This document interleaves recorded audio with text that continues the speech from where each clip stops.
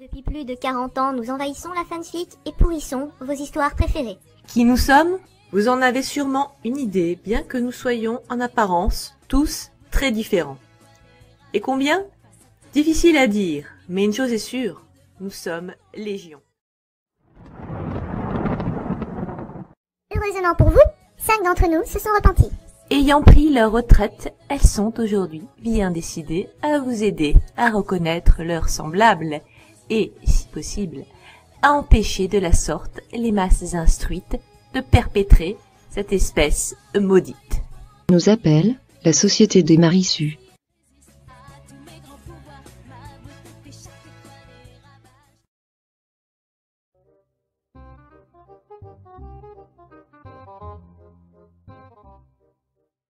Bonsoir tout le monde.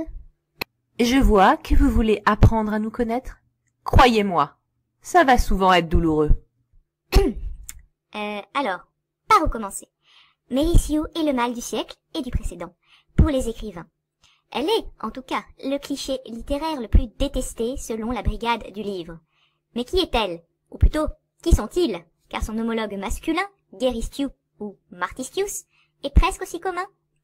Cependant, le terme était au féminin quand il a été employé pour la première fois, expliquant qu'il soit utilisé de même ici. Mais attention, un tel protagoniste n'est jamais systématiquement une fille. Il s'agit d'une catégorie de personnages fictifs trop parfaits pour être vrais, en résumé, et qui est aussi très souvent un avatar à peine déguisé de son auteur, ou encore de son love interest idéal. Cette définition superficielle est en réalité infiniment plus complexe, en cela notamment que dans la fiction officielle, surtout, Mérissiou avance masquée et n'est pas si facile à débusquer de prime abord. Car oui, elle est aussi le fait d'écrivains professionnels, même si on l'associe, avant tout, à la fanfiction, où elle est effectivement abondante et où sa présence a été rendue évidente avec l'explosion d'Internet. Mais, croyez-le ou non, la fanfiction existait bien avant, quoique plus rare, car on l'a trouvée surtout dans les pages des fanzines, qui sont des magazines amateurs publiés par des fans, et la fanfiction est également une histoire amateur tournant autour du scénario et de l'univers concerné. Raconter ce qui pourrait être un chapitre ordinaire de cette histoire, écrire une séquelle ou une préquelle, une histoire d'amour entre deux personnages qui ne se parlent pas d'habitude, ou reloger tout le monde dans un univers alternatif, n'est qu'une partie des possibilités. Mais surtout, introduire un personnage original ou original character, OC, est une tentation très fréquente. C'était déjà commun dans les années 1960 dans les fanfictions ayant Star Trek pour thème. Et parmi celles-ci, les prototypes de Mérissiou étaient non négligeables, tant et si bien qu'en 1974, la fan Paula Smith écrivit la parodie A Trekkie Tale pour s'en moquer. Il y était question de la lieutenant Mérissiou âgée de 15 ans et demi, un âge si absurde s'étant déjà vu dans d'autres fanfics premier degré, et le terme fit florès. Ironiquement, dans la série suivante Star Trek Next Generation, un Geristiou semblable existera pour de vrai, Wesley Crusher, comme on le verra dans un chapitre suivant. Mais où est le mal à avoir une Mérissiou comme personnage principal, au fait? Eh bien c'est simple, c'est insupportable à la longue. À ce point insupportable qu'il existe un grand nombre de tests pour que l'auteur en herbe puisse identifier sa création comme telle. En voici un, que vous trouverez aussi en description, ou en suivant ce lien. Une version qui est la plus exhaustive possible. À sa lecture, vous avez peut-être déjà compris. Rien n'est plus pénible que d'être mêlé au fantasme de toute puissance qu'un inconnu a insufflé dans son avatar, ce qui a son côté intrusif. Ou de voir son personnage préféré réduit à l'état de complet idiot par rapport à un autre, favori de l'auteur de la fanfic qui veut ainsi le voir briller. En outre, la Sioux tend à littéralement déformer l'univers et à changer les règles en sa faveur, ce qui brise la suspension d'incrédulité nécessaire pour accepter un récit fictif, a fortiori fantastique, pour un lecteur. Sa zone d'influence ne se limite pas aux fanfics. On trouve des sous dans les œuvres canon comme dit précédemment. Qu'elles se vendent quand même, ou non, n'entrant généralement pas en ligne de compte, et même dans les avatars de jeux de rôle ou en ligne. Mais dans ce cas, on les appelle plutôt des gros billes. Mais alors, quelles sont les caractéristiques principales de la Sioux? À quoi la reconnaît-on? La question est complexe, car il existe divers types de Sioux, nous y reviendrons. Mais comme on dit, certains signes ne trompent pas. Voici les plus communs. I feel pretty and I pity any girl who isn't me tonight. La Mary Sue n'est pas seulement d'une beauté de déesse, elle ne fait rien pour la voir et l'entretenir. Pas de gommage, de sport, d'application, de crème raffermissante, de produits coiffants, et même de maquillage. Elle est née comme ça, vous dis-je, et rien ne peut l'affadir. Une semaine de trekking dans la jungle sans prendre de douche, surprise au saut du lit, voire un combat intense. Elle sera toujours impeccablement coiffée et maquillée, sans sueur. L'influence du cinéma est non négligeable, puisque les acteurs sont toujours pomponnés, quel que soit le type de scène. Et si d'aventure elle commence son histoire en ayant une apparence banale, alors elle sera d'une beauté à faire rager Aphrodite, ou Apollon pour les Gary, avant la fin de celle-ci, d'une façon ou d'une autre. Souvenez-vous de Bella Swan dans Twilight, avant et après la métamorphose vampirique. Avec un tel charisme, il est fréquent que la Sue ait moult prétendants. Parfois, l'entièreté du casting principal de sexe opposé, ou pas opposé d'ailleurs, et de sa génération. Cette beauté est souvent surlignée d'un trait inhabituel, histoire qu'on s'en souvienne. Des cheveux d'une couleur étrange, vert, argenté, bleu ou violet, voire de plusieurs couleurs, sans le recours à une teinture, en plus d'être parfois très long, mais toujours souple. Il est très courant aussi de prendre des cheveux de couleur normale, mais de les décrire avec des reflets dorés, bleus ou bronze. Idem pour les yeux, qui peuvent être violets, dorés ou rouges, sans recours à des lentilles, voire changer de couleur fréquemment. Ou bien, il se paraît aussi de reflets étranges. Vous n'avez pas les yeux bleus quand on a commencé? Comment ça? Et toi? Bref. À propos de description physique, apprêtez-vous à manger la perfection de l'intéressé à longueur de texte dans les médias écrits, puisque d'interminables descriptions extasiées arriveront tôt ou tard. Dans les médias visuels, ce seront les autres personnages qui s'extasieront à haute voix, même si, ironie, le ou la comédienne concernée n'est pas plus attirant que ses collègues en fait. Dans les textes, on poussera le luxe jusqu'à décrire son parfum enivrant, naturel, ça va de soi. Pour retenir l'attention, donnez à la Sue une beauté exotique dans le milieu dans lequel elle vit, en faisant d'elle une métisse, par exemple, est un autre ingrédient connu. Elle est toujours mince, voire très maigre, mais ne souffre jamais d'anorexie et s'alimente normalement. En fait, elle n'a aucun handicap majeur ou mineur et n'est jamais malade. Son âge est compris entre 15 et 25 ans, ou en tout cas c'est celui qu'elle paraît avoir si elle est immortelle. Jamais la Sue n'a conscience de sa beauté, ou souffre qu'on ne voit que ça chez elle. Voire, en raison des canons particuliers du monde où elle vit, elle peut, à tort, se juger banale, voire laide. Histoire de relever tout cela, elle a une garde-robe abondante, et les bijoux assortis, décrite aussi à l'excès, et ne portera pas d'uniforme, même si c'est obligatoire. Toutes les dernières modes, toutes les extravagances, à commencer par le sexy, sont dedans, même si parfois, cela relève de l'anachronisme pur et simple, manque de praticité, du style talons aiguilles pour marcher dans le désert, ou escalader les rochers, et on se demande où elle fourre tout ça, étant parcourir le vaste monde, avec un petit sac à main. Son équipement est toujours impressionnant d'ailleurs, toutes les catégories d'armes, de préférence magiques, ne soyez pas surpris qu'elles soient jugées dignes d'Excalibur, et toutes sortes de talismans puissants et de baguettes magiques. Là, toi t'as dû privilégier le pratique à l'esthétique. Sans oublier la compagnie, voire plusieurs animaux, de préférence fantastiques, dragons, licornes, phénix, ou même une fée ou un esprit pour faire roxer le tout. Et les moyens de transport classiques qui vont avec, de la voiture de luxe, à 16 ans à peine, au vaisseau spatial en passant par la Harley-Davidson. Si elle ne possède pas de naissance des organes surnuméraires, façon oreille de chat, ou aile d'ange rétractable, alors Mary Sue peut souvent changer d'apparence en un clin d'œil. Ses vêtements, ça expliquerait le problème de place. Mais aussi temporairement devenir un animal, voire un être fantastique, façon dragon ou sirène. Il peut aussi arriver qu'elle possède ce don car elle est hybride, par exemple demi-ange et demi-humaine, voire qu'elle soit demi-ange, demi-humaine, demi-démon et demi-elfe à la fois, en dépit du problème mathématique évident. Voire elle peut être à 100% un elfe, une déesse ou un vampire, bien sûr.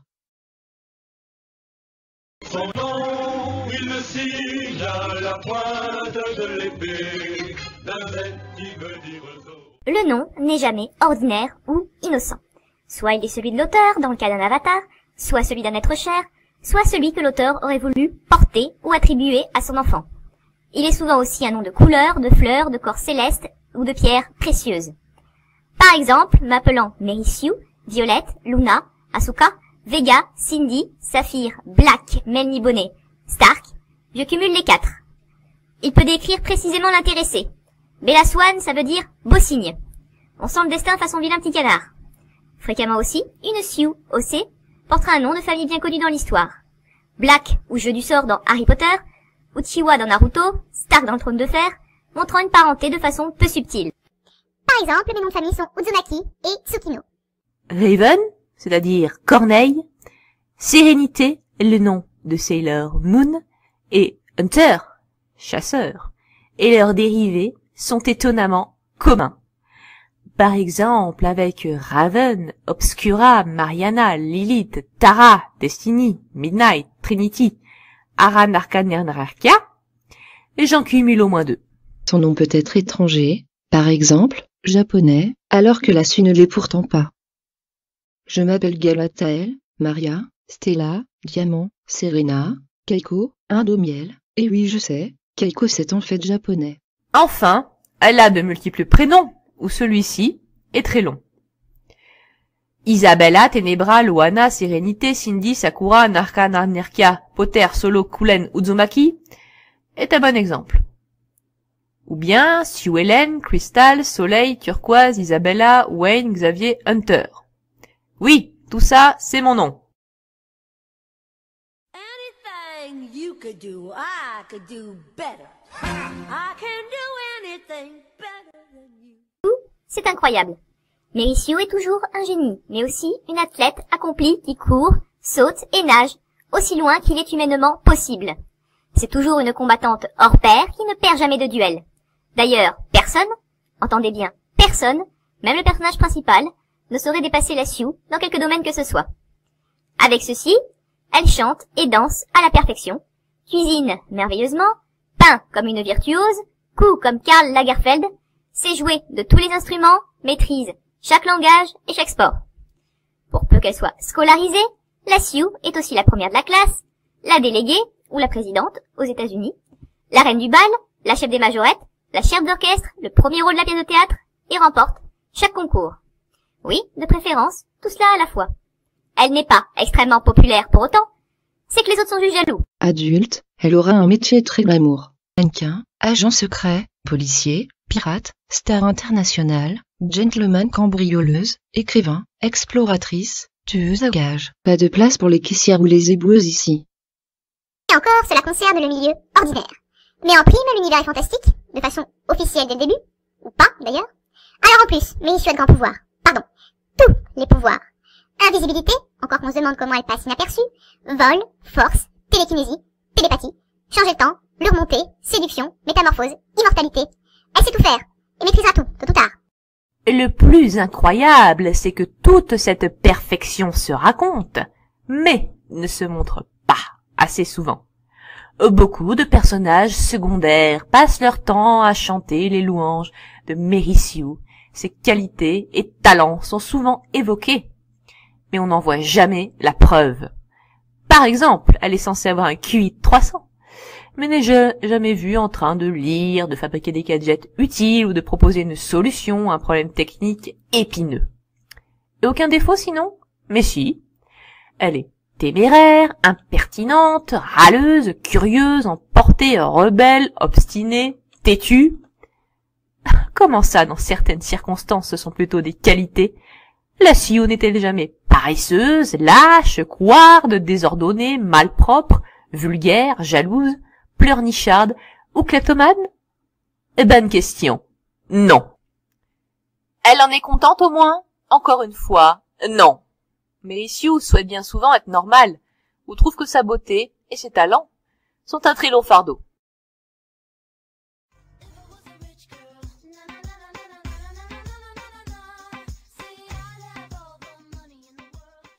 Où elle s'y retrouvera, tôt ou tard. Selon le genre d'histoire concernée, Mary Sue est née dans un milieu très riche, est une princesse, ou à la rigueur une reine, ou une impératrice. Et il n'arrive presque jamais qu'elle possède un titre de noblesse moindre, marquise ou baronne. Et si ce n'est ça, c'est autre chose. Général, chevalier, prêtresse sacrée, présidente, papesse, que sais-je. Mais toujours un titre prestigieux, celui qui est le plus dans son univers. Ça explique que toi et moi soyons des princesses. Moi, une reine. Je crois qu'au début j'étais la princesse du soleil. Maintenant, je suis l'impératrice de la Voie lactée. Et je suis aussi impératrice. Parce que tu as renversé et tué l'empereur? Et alors? Reprenons. Et ce n'est pas ça? Alors, c'est apparemment le contraire. Mary Sue, c'est Cosette, ou presque. Depuis toute petite, elle trime dur, sans pour autant altérer sa beauté, et connaît les fins de mois difficiles, sans pour autant altérer sa garde-robe. Si vraiment elle n'a pas de chance, elle peut de surcroît être esclave ou prostituée. Et ses parents ou tuteurs la maltraiter façon la marâtre de Cendrillon. Jusqu'au jour où elle s'en sort, par exemple, par le mariage, Bella Swan qui épouse le riche Edward Cullen, par exemple, ou désignée par le sort, si, peut-être, elle ressort Excalibur de la Roche. Mais, presque jamais, pour avoir fondé une grande entreprise à la sueur de son front. Le plus souvent, Mary Sue apprendra subitement qu'elle a été échangée ou kidnappée à la naissance, et que ses vrais parents sont très riches, voire de plus sont des souverains, et que l'adorent, par contre, une fois qu'ils se seront retrouvés. Ils peuvent aussi être d'une espèce inédite pour expliquer un métissage éventuel. Qu'elle sache, ou non, son statut depuis toujours. La Sioux aura toujours de très gros avantages en nature, mais très peu de responsabilités politiques ou patronales, fût-elle, et c'est souvent le cas, l'unique héritière. Et ne vous avisez pas de brider un tant soit peu sa liberté, car alors, Mary Sue enclenchera son mode rebelle. Pas question de la forcer à des cérémonies barbantes, au port de lourdes couronnes, ou du protocole envahissant, même si c'est censé être son devoir. La Sioux insistera pour que ses sujets lui topent dans la main et l'appellent par son prénom. Pas de votre Altesse qui tienne. Et bien sûr, si l'envie lui en prend de porter une mini-jupe, ou de pas commencer par les couverts de l'extérieur, il en sera ainsi. Ce n'est pas parce qu'elle est dans une position privilégiée qu'elle ne peut pas se représenter elle-même à un tournoi, par exemple, et que ses adversaires n'hésitent pas à taper fort. Attendez-vous à ce qu'elle soupire régulièrement qu'être princesse, reine ou milliardaire, c'est décidément trop contraignant, et qu'elle aspire à plus de simplicité, surtout si elle l'a connue étant enfant. Et si vous lui parlez mariage arrangé, Mary Sue ne l'acceptera pas, et fuira à l'autre bout de la terre, avec une bande de héros pour vivre de palpitantes aventures. Car Mary Sue est destinée à la grandeur. Elle est l'élu de toutes les prophéties, attire la bizarrerie comme un aimant, fera le tour de la planète plusieurs fois, ou sera des plus grandes guerres, vaincra les méchants et pour finir, sauvera le monde. Mais trop boulot dodo, très peu pour elle.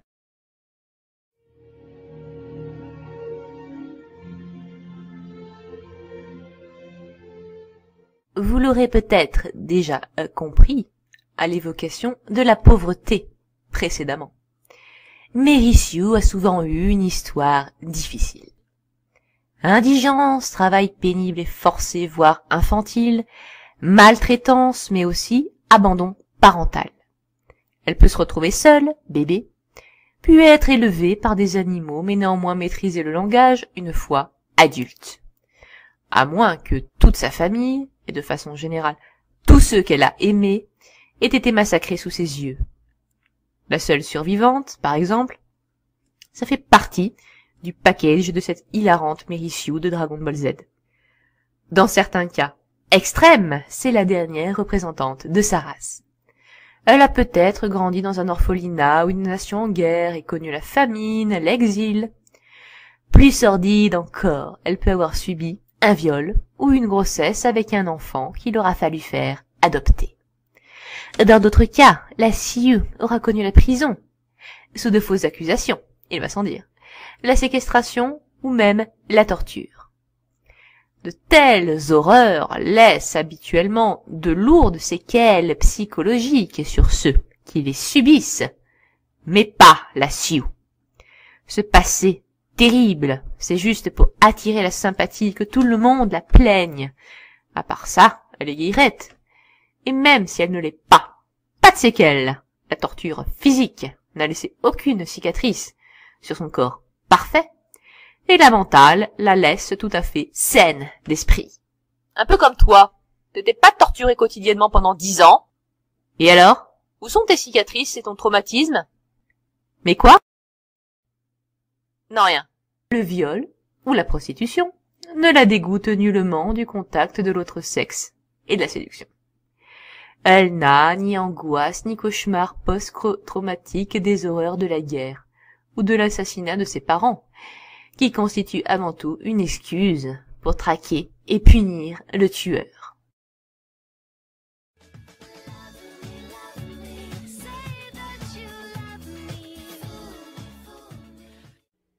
Sioux attirent donc la sympathie. Mieux encore, les personnes âgées l'aiment comme leur propre fille et les enfants comme une grande sœur.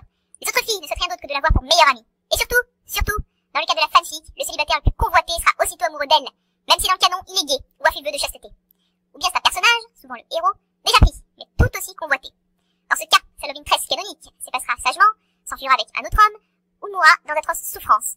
Souvent, après qu'il ait été révélé qu'elle était en fait méchante, une traîtresse, ou qu'elle trompait le héros avec un autre depuis longtemps.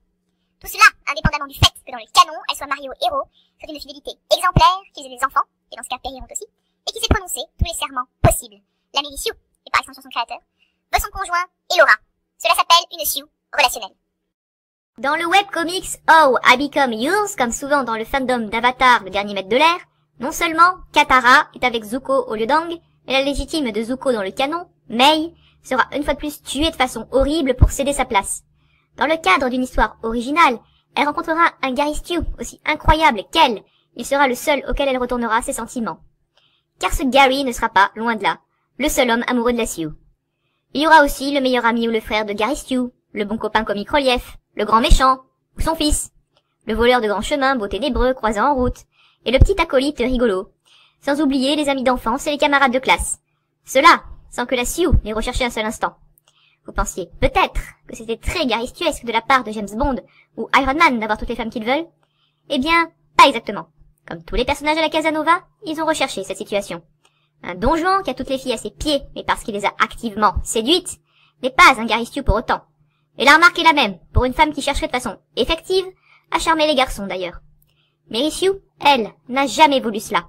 Si tout le monde est forcément amoureux d'elle, c'est parce qu'elle se contente d'être ce qu'elle est. Formidable. Et le charme agit tout seul. Le plus souvent, elle ignore d'ailleurs qu'elle a séduit tant d'hommes, ou même de femmes. Les personnages qui changent d'orientation sexuelle en une nuit pour convoiter la Sioux, à leur tour. Ça arrive dans les travaux destinés à un public adulte. Si Mary Sue se doute de quelque chose, soupire. Pourquoi faut-il que tout le monde tombe amoureux de moi?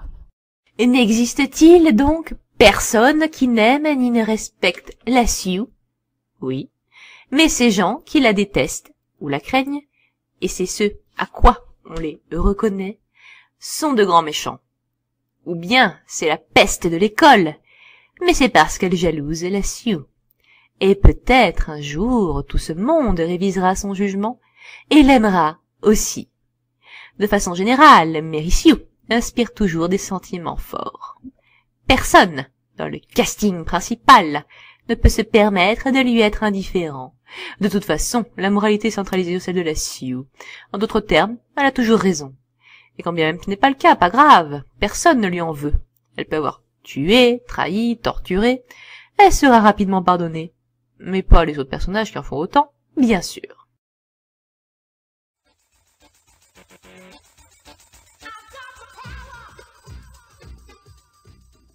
Le monde dans lequel elle évolue se plie à elle. Ça se voit souvent chez la Sioux de fanfic, une fois débarquée. D'abord, elle vole souvent la place du protagoniste officiel, et aussi son fiancé comme vu plus haut. Ensuite, les règlements évoluent pour lui faire de la place. Ça explique que des lieutenants dans Star Trek peuvent n'avoir que 15 ans, ou des élèves arriver directement en 5e année à Poudlard, pour correspondre à l'âge de l'auteur de la Mary Sue. Ou être inexplicablement des étudiants étrangers en échange, pour justifier la présence d'Américains, là encore à l'instar du créateur, à Poudlard qui est en Écosse. Le passé d'un personnage peut être modifié afin d'y inclure la Sioux, parce qu'elle lui est apparentée, ce qui est fréquent, étant sa fille illégitime, sa demi-sœur ou sa cousine, ignorée de tous jusqu'ici. En conséquence, le personnage responsable de sa naissance aura eu une liaison qu'il n'avait pas dans le canon, ou jusqu'alors. De qui est-elle la sœur, à votre avis? Alternativement, Mary Sue peut avoir été la grande amie d'enfance du héros, bien qu'on n'ait jamais parlé d'elle jusqu'à aujourd'hui. Il y a aussi le cas d'un personnage possédant un objet, un pouvoir ou une caractéristique unique. Plus si unique, car Mary Sue aura la même chose, quitte à s'être trouvée au même endroit au bon moment, le jour où le héros aura reçu son item ou pouvoir. Ainsi, le récit sera réécrit, en sorte d'inclure Mary Sue dans les moments clés de l'histoire. Mais si, voyons, elle a toujours été là.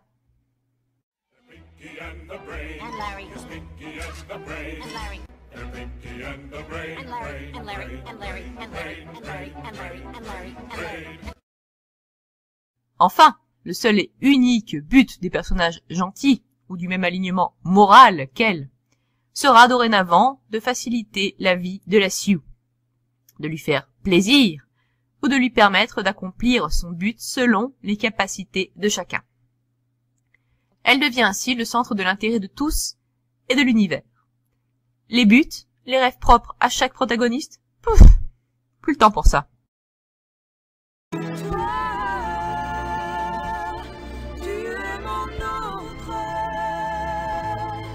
Bon, là par contre, il faut connaître le créateur pour le remarquer.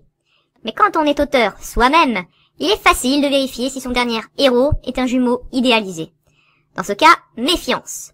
On appelle cela un self-insert. Alternativement, le modèle peut être une personne chère, enfant ou conjoint, à l'auteur, notamment quand il ou elle doit créer un personnage de sexe opposé. Ou encore, Mary Sue peut être l'amoureux idéal avec qui l'auteur sortirait volontiers. Mary Sue a le sexe, la nationalité et l'âge de son auteur. Et le même prénom souvent, mais en plus joli. Elle partage ses opinions, sa religion, ses convictions, ses goûts alimentaires et culturels et ses hobbies. La Sue a sa couleur de cheveux, d'yeux et de peau, mais beaucoup plus belle, avec des teintes plus exceptionnelles. Ici par exemple, c'est la description de Bella Swan, mais sur sa créatrice, Stephenie Meyer. Et bien sûr, elle sort ou couche avec le personnage préféré du créateur dans l'œuvre originale. Et c'est tout faire en mieux, des pouvoirs magiques aux talents divers. L'auteur adore le plus souvent ce personnage dont il fait moult fanart et ouvre parfois des galeries DeviantArt, rien que pour lui ou elle, voire fait un spin-off spécialisé dans une œuvre originale. Cette Mary Sue, avatar ou conjoint idéal, est souvent mise en avant le plus possible dans le récit. Et pour son créateur, c'est souvent l'incompréhension quand il remarque que tout autre que lui n'aime pas sa Sue le plus souvent.